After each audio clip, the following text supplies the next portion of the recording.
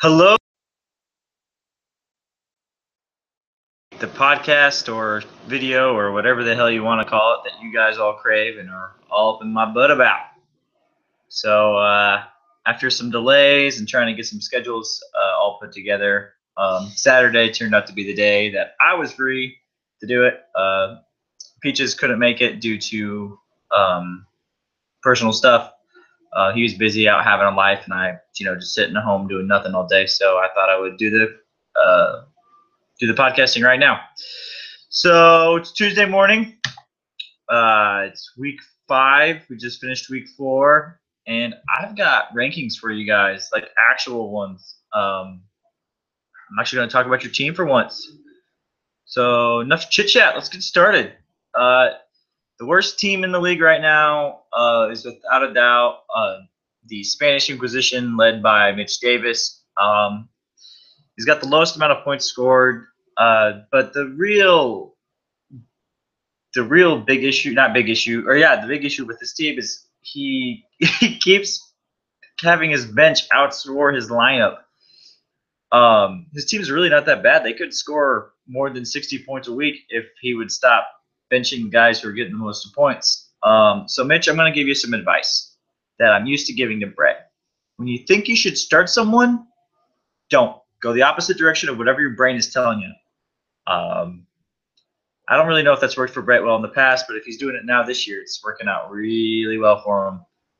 I mean, your team looks fine. Like there's not that many holes. You just keep playing the wrong people. So at number 9, we got Corny's Dragonstone Bastards. He scored a lot of points last week, 110. So maybe he's trending in the right direction after starting out 0-2. At number 8 is myself and Delaney. We're both 1-3. We've had good weeks. We've had bad weeks. Still trying to figure out what it is exactly our teams are. We're probably both in the dark. There's not a whole lot to go on right now since it's still week 4. At number 6, we have Nick's total failures. He's in the upper half of points scored, but he's only got 1 win so far. And some of that's bad luck. Some of that's just he's had some bad weeks. And he's just had some other issues that are keeping his team from really doing much. At number 5, we got Peaches' Nick's. He's just like Nick as far as the points scored, but he's got 1 more win, which right now seems really important because literally half the league is either 2-2 or 1-3. So there's a lot of parity going on, which is really good. I like that a lot in our league. Makes the wild cards really, really excited, and it makes every game won or lost extremely important. So at number 4 is Andrew's double check downs. And I know it's the double check discounts, but I want to call them double check downs. He's 4-0, and that's the only reason he's even 4th on my list right now. Because it sure seems like all those wins have been luck so far. He's 8 in total points scored. Somehow he still has a 0 in the loss column. I mean, last week he scored 77 points and beat Nick by a point, which was just – he just couldn't believe that he won at 77 points. And he's kind of been doing that all year. Anytime anyone faces him, everyone takes a shit. At number 3 is Doc C137 Look at Me's, that dank Rick and Morty reference. He's scoring a shit ton of points. Many supposed to think that Tom Brady's on a freaking tear.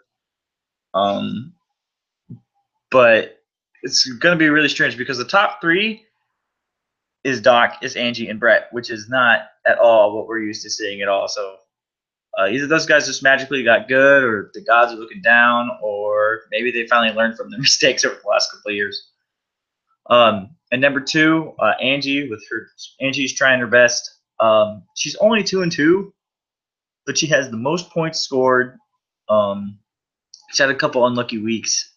However, if you guys remember, basically every year that Angie's been in here, she's always finished the year with the least amount of points scored against her. So she would always had, an okay amount of points scored, but every time she faced anyone, they would always do really poorly.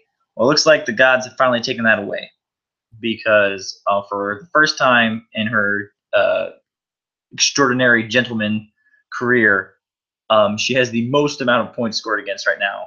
It's close to 400 points scored.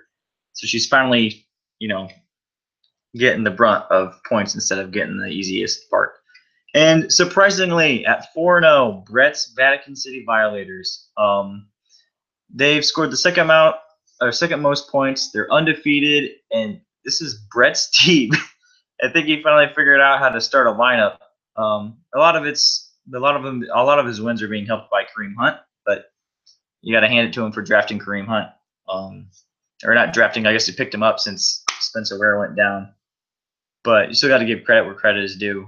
So it seems to me that Brett and Angie must have gone somewhere together and sacrificed a goat or three for their rankings for this week and for their success so far this season. So let's take a look at the games that happened last week.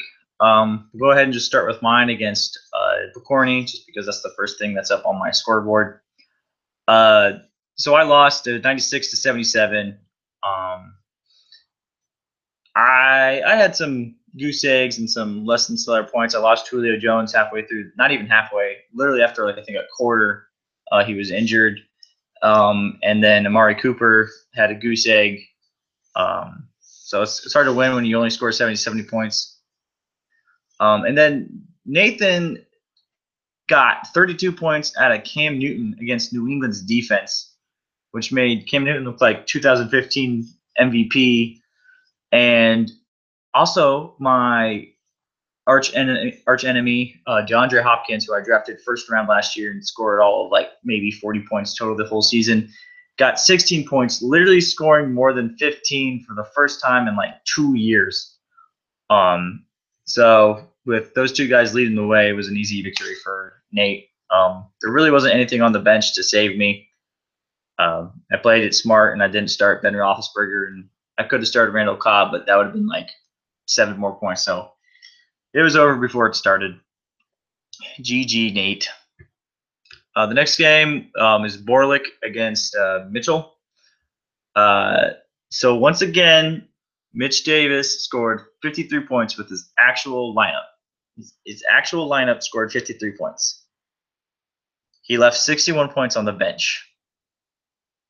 I really don't understand why he kept Tevin Coleman on the bench and started Chris Thompson against Kansas City. That doesn't really make a whole lot of sense to me.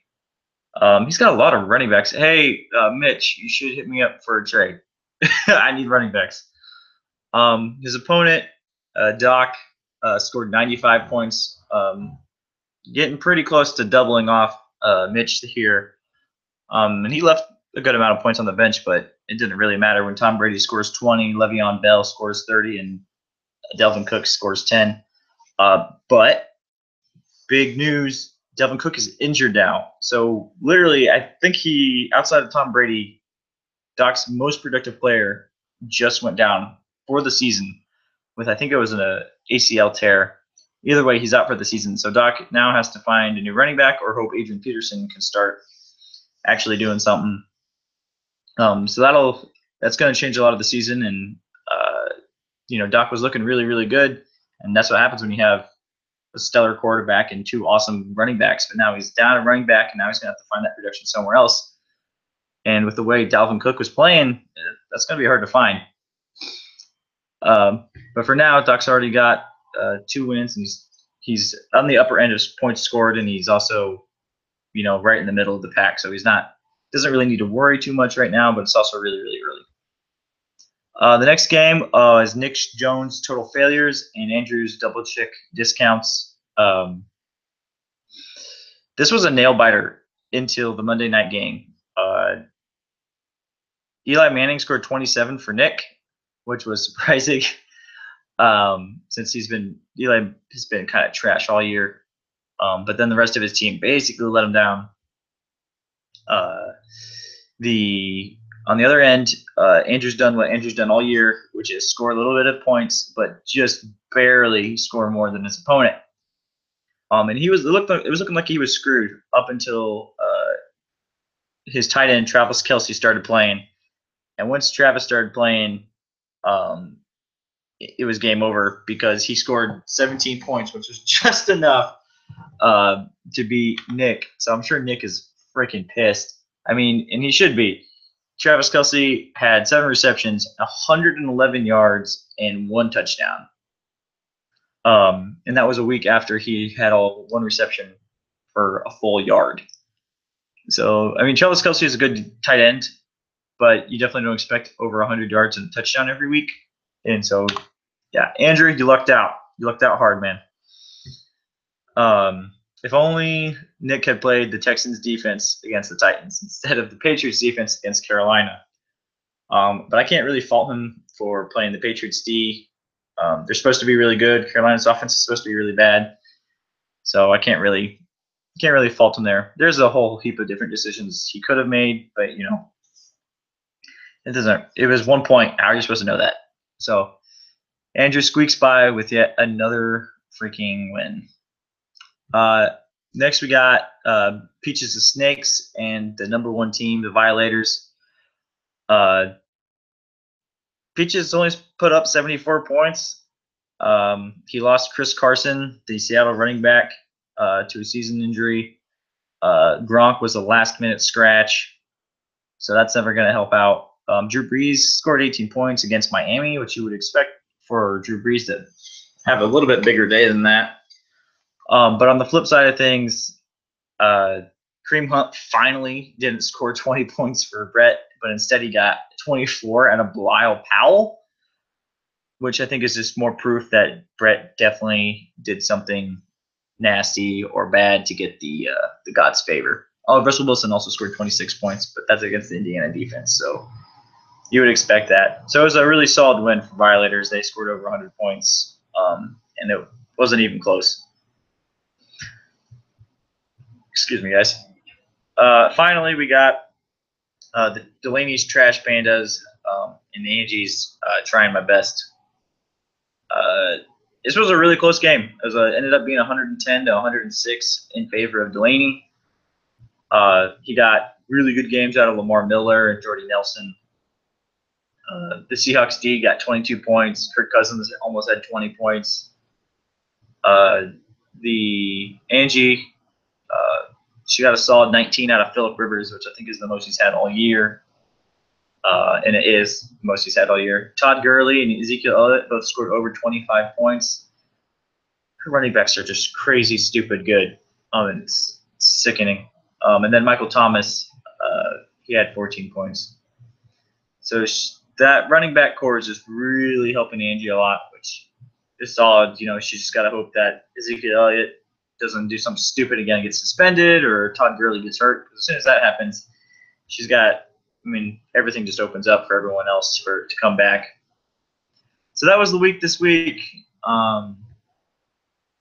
If this wasn't funny enough for you, I'm sorry. It's kind of weird doing a solo show recording.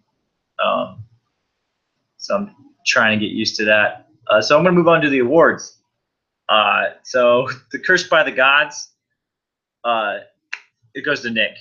Andrew got away with a 1-point victory, all because his tight end had 17 points. Just absolutely huge day against the Washington Redskins.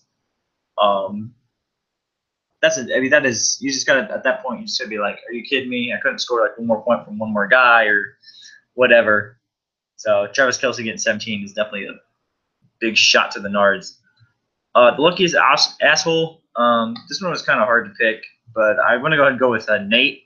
He got 32 points from Cam Newton after Cam Newton's been shit all year. And it's been shit really all of the last 2 years. And then DeAndre Hopkins, who, like I said before, is my arch nemesis, scored the most points he's had in basically 2 years. And, of course, they had to do it while playing me, which just made it that much just nastier in my mouth. Smartest play, I looked at this, and I couldn't see anything that really struck out to me that was like a level above doing well. So maybe that's because I was looking for the smartest play that led someone to like a really close win.